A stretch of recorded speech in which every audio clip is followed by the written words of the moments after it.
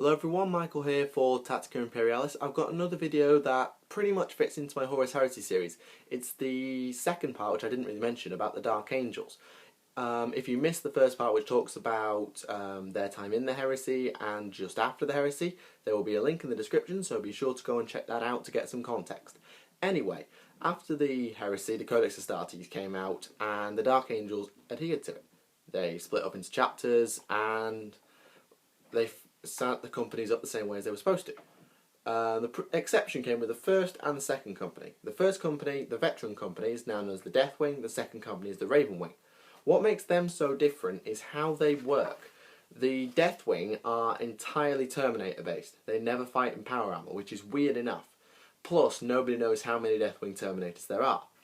So they're probably not fit within the 100 that is recommended or enforced by the Codex. So, and the reason for this is because the Deathwing is the inner circle. These guys know about the fall, these guys know what their job is, and their job is to hunt the fallen. As a result, they need the best protection, they need the best war gear, and everything else. Plus they need to be able to get around more, so Terminator armor with their deep strike ability is exactly what is necessary. And as I said, their job is to accompany the inner circle and be part of the inner circle and go on the missions to capture and kill the fallen. Now, nobody knows how many Deathwing there are. They won't tell you because, well, the Dark Angels, they tell you nothing. Their armour is white, whereas most would keep in the colours of their chapter. The reason for this is an old wives', well, not an old wives' tale, but an old tale of the Dark Angels about the dead men walking from the old Deathwing. And that's what they do. They're not the main focus because they're quite simple. They are veterans, they know what's going on, they know what they have to do, but they still don't know everything. You still have to progress further to Deathwing Knight, to Master, Supreme Grandmaster to know everything. So there are obviously a lot of secrets that they still don't know, but this is their first rule, and as a result they have the Inner Circle rule, which I will come on to when I analyse the Dark Angels Codex for you. What I really want to talk about is the Ravenwing, because these guys are incredibly different to Codex construction. Not a single one of them is a Tactical Marine, a Devastator Marine, an Assault Marine, or anything like that. They are all bikers, land speeders, attack bikers, and fighter pilots. So the Ravenwing are responsible for majority of the bike squads, all the land speeders, all the flyers, everything else like that are assigned to the Ravenwing. Obviously, within some of the chapters there will be the odd biker squad, but I think they all come under Ravenwing. The Ravenwing attack squadrons as they are known. And they're in an odd position, because the Ravenwing's job, according to the Codex, which I have in front of me, is to hunt the fallen, and then get the Deathwing in to finish the job. However, the Ravenwing do not know that their job is to hunt the fallen, so they're in a bit of a limbo, as in, let me just give you a bit of background. The Dark Angels are very secretive, and they are all instilled in chapter pride, brotherhood, loyalty, all the things you would exemplify in a Space Marine. Great. But they don't know what happened to Caliban, they don't know what happened to Johnson, to Luther, to anybody. And that's how they stay, as going through scouts and through tactical companies, Devastator's Assault before that, possibly being assigned to the Ravenwing. They still don't know. And yet when they get to the Deathwing, they learn of Luther's betrayal, and they learn of the Fallen. And that's how the Dark Angels work, and it works its way into the Kingpin being Azrael, or the Emperor, depending on how much you know. If you saw my last video, you'll know that even Azrael doesn't know everything. But the Ravenwing's job is quite simply seek out and destroy the Fallen. That's what it says here, but they don't know. And it's odd. I don't understand why. They should know, because if they know, they can do the job. And they won't have to worry about being discovered and asking one too many questions. They'll just know and go about doing it.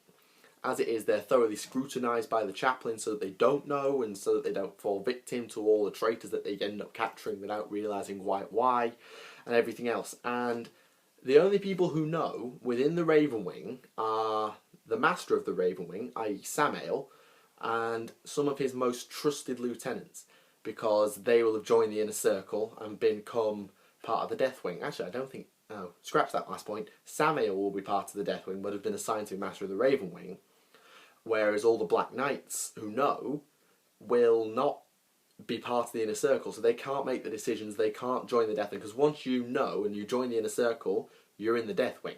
You can't stay in the Ravenwing, I think. I could be wrong. But the two of them work in concert. The Ravenwing go in, strike hard, strike fast, set off the teleport homers. Every single one of them has a teleport homer. The Deathwing come down, smack. Fallen, captured. The Ravenwing can use stasis bombs and stasis cannons and rift cannons available on their flyer. The Dark Talent to lock down and capture these guys. And that's what their job is. And Samael knows, and he has to make sure. I'm just going to go to his page actually. Overshot. It says, although the Ravenwing are known across the galaxy as the most elite mobile strike force in the Imperium, none but Samael and his most trusted Black Knights know the full details of their company's true purpose. Samael's task is to seek out and capture the Fallen, as I said, all the while ensuring that the majority of his black-clad hunters never learn too much about the nature of their quarry. So they know they're hunting Chaos Marines, but they don't know why, they don't know who, they don't know for what reason, and I can't get my head around why. Like I said in my last video, some of the things the Dark Angels say and the Dark Angels do don't make any sense to me, and probably don't make sense to most people. Another point I want to make is about their gene seed. The Inquisition, because the Inquisition and the High Lords of Terror have control of the Space Marine gene seed. They can raise chapters from this gene seed. All the legions pooled their gene seed and had them siphoned off so there was enough to make more Space Marines if the need arose, and it didn't just fall on the chapters if their home planet was destroyed, let's say. So the Dark Angels obviously had their successor chapters. There were 3 originally: Angels of Vengeance, Angels of Absolution, Angels of Redemption, or something like that.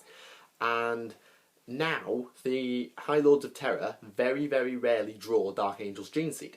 The reason for this being because, in secret, all the Supreme Grandmasters, all the Chapter Masters, the Dark Angel successor chapters, and Azrael himself, are all talking to each other. They're not supposed to. Well, they sort of are, but they're not supposed to do it in the way they do. They meet secretly to discuss how things are going, almost like meeting up and discussing over a coffee. So, how was your day? Oh, good, I captured a Fallen today.